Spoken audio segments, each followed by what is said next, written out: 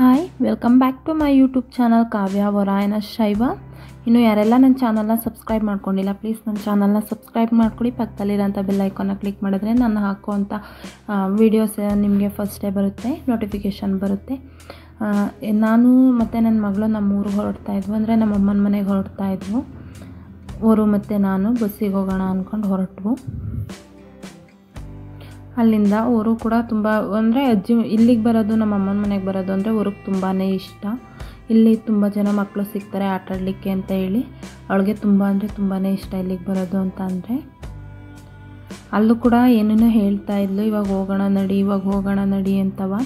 Ready ಆದಮೇಲೆ ಹೋಗಿ ನೀರು ಬಿಡ್ತೀನಿ ಅಂದ್ಕೊಂಡು ನೀರು ಬಿಡ್ತಾ ಇದ್ಲು.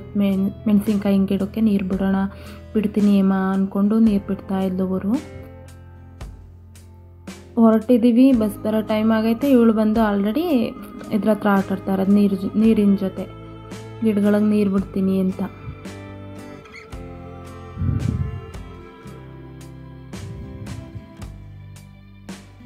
ಅಲ್ಲಿಂದ ನಾವು ಬಸ್ಸಿಗೆ ಬಂದ್ವು, ಅಂದರೆ ಸಾಲಿಗ್ರಾಮಕ್ಕೆ ಬಂದ್ವು. ಸಾಲಿಗ್ರಾಮದಲ್ಲಿ ಅವರು ನನಗೆ ಬೇಕು ಆಲ್ರೆಡಿ ಕೊಡಿಸಿದ್ದೆ, 100 ರೂಪಾಯಿ ಕರೆಕ್ಟಾಗಿ 100 ರೂಪಾಯಿ ಖರ್ಚು ಮಾಡಿಸಿದ್ಲು. ಅಂತೂ ನನಗೆ ಸಾಕಾಗಲ್ಲ, ಬೇಕು ಅಂತ ಬಸ್ ಸ್ಟ್ಯಾಂಡಲ್ಲೇ ಉಲ್ಟಾ ನಿಂತ್ಕೊಂಡ್ಲು, ಕಾಲಿಗೆಲ್ಲ ಬೀಳಕ್ಕೆ ಬಂದ್ಬಿಟ್ಲು. ಅಮ್ಮ ನನಗೆ ಬೇಕು ಅಂತ ಕೊಡಿಸಿರೋ ಚಾಕ್ಲೇಟ್ ಎಲ್ಲನೂ ಅಲ್ಲಲ್ಲೇ ಎಸೆಯೋಳು, ಬೇಕು ನನಗೆ ಅಂತ ಹೇಳಿ.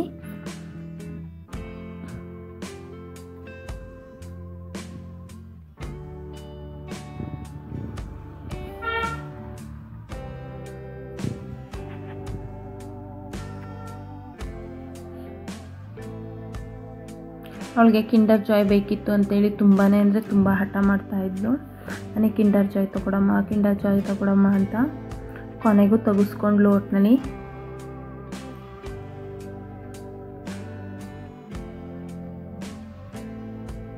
ತುಂಬ ಅಂದರೆ ತುಂಬಾ ಹಠ ಮಾಡ್ತಾಯಿದ್ಲು ಅವರು.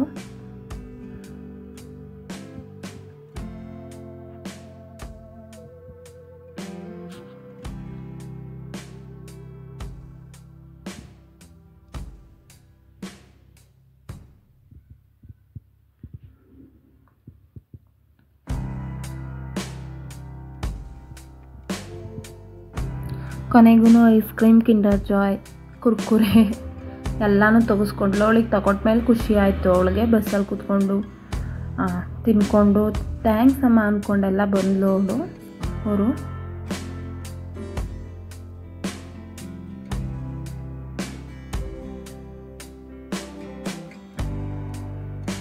ಮತ್ತು ನನಗೆ ಅಂತ ಇನ್ನೂ 2 ತೊಗೊಂಡಿದ್ವು, 2 ಕೂಡ ಇಸ್ಕೊಂಡ್ಲು ಅವಳೇನೆ.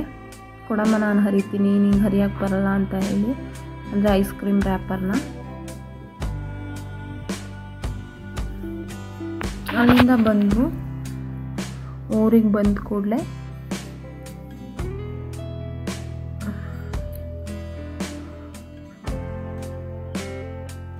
ಅಲ್ಲಿಂದ ಮನೆಗೆ ಬಂದ ಕೂಡಲೇ ನನಗೆ ಫೇವ್ರೇಟ್ ಅಂದರೆ ಒಂದೆಲ್ಗ ಸೊಪ್ಪು.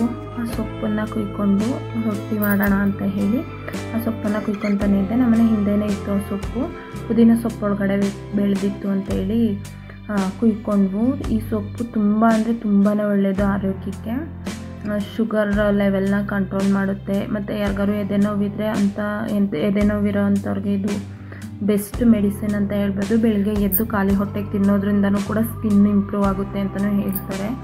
ಈ ಒಂದೆಲ್ಗ ಸೊಪ್ಪನ್ನು ನಮ್ಮನೆ ಹಿಂದೆನೇ ಇತ್ತು, ಅಂದರೆ ನಮ್ಮನೆ ಪುದೀನ ಸೊಪ್ಪು ಒಳಗಡೆ ಈ ಸೊಪ್ಪು ಬೆಳೆದಿತ್ತು. ಬೇರು ತಂದು ಹಾಕಿದ್ವು, ಅದು ಎಲ್ಲ ಕಡೆನೂ ಬೆಳೆದಿದೆ ಒಟ್ಟಿನಲ್ಲಿ. ಇದಂತೂ ತುಂಬ ಅಂದರೆ ತುಂಬಾ ಒಳ್ಳೆಯದು, ಹೆಲ್ತ್ಗಂತೂ ತುಂಬ ಒಳ್ಳೆಯ ಸೊಪ್ಪಿದು.